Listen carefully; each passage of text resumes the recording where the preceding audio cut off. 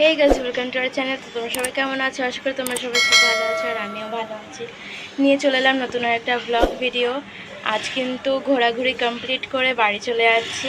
দুর্গাপুজোর সময় সেই কবে এসেছিলাম, তো ফাইনালি সব ঘোরাঘুরির ভিডিও তোমাদেরকে দিয়েছি। যারা যারা দেখোনি এখনই গিয়ে ঝটপট দেখে এসো। আর আজকে বাড়ি চলে যাচ্ছি, আমি রেডি হয়ে গেছি।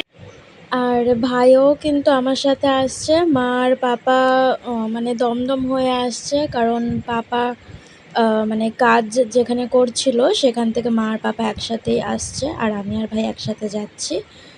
তার জন্য একটু আলাদা আলাদা, মানে গেছি একসাথে আর আসছি আলাদা আলাদাভাবে। তো যাই হোক, ফাঁকা ফাঁকা চলে এসেছি। আমি তো ভেবেছি মানে অনেক ভিড় হবে, কারণ মা বাবার সাথে আসবো করে একটুখানি লেট করেছিলাম। ওরা আলাদা জায়গায় রয়েছে, আমরা আবার আলাদা জায়গায় রয়েছি, এই কারণে। কিন্তু মা বাবার আসতে যেহেতু লেট হচ্ছে, একসাথে আসতে পারলাম না। তো ভেবেছি তো অনেকটা ভিড় হবে, কিন্তু ভিড় হয়নি, অনেকটাই ফাঁকা ছিল। একদম ধীরে সুস্থে বাড়িতে এসেছি। আর বাড়ির ভিউটা দেখো এত সুন্দর নিয়েছি, খুব ভালো লাগছিলো ভিউটা।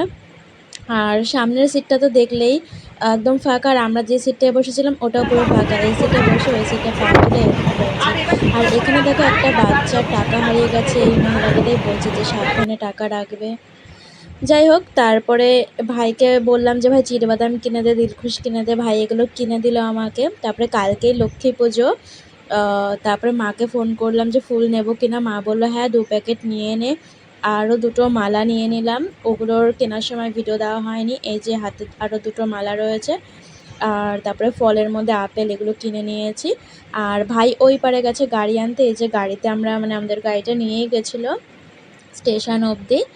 তো অটো করে আর আসতে হলো না, একদিকে সুবিধা হয়েছে, এমনিতে অনেকটা টায়ার্ড রয়েছি, ভালো লাগছে না। তো ফাইনালি বাড়িতে গেলে পরে এখন বাঁচি, আমি তো গিয়েই একটা টানা ঘুম দেবো, ভাইও তো। আর এ কদিন ঘুরে না আমার ঠান্ডা লেগে গেছে।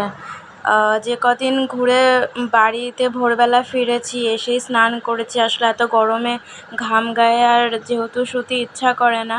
আর একবার ঘুমোলে পরে আর কখন উঠবো তো খেয়াল থাকবে না, স্নানটা মিস যাবে, ওই কারণে স্নান করে সে যতই ভোরবেলা হোক না কেন, যখনই বাড়ি ফিরেছি স্নান করে কিছু একটু খেয়ে তারপর শুয়েছি।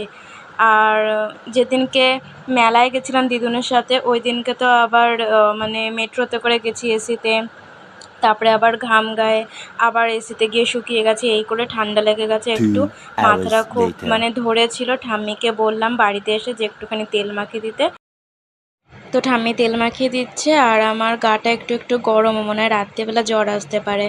তো প্যারাসিটামল খেয়ে ঘুমাবো, শরীরটা খুব একটা ভালো নেই। তো ভিডিওটা আমি এখানেই শেষ করছি, দেখা হচ্ছে নেক্সট একটা ব্লগ ভিডিওতে।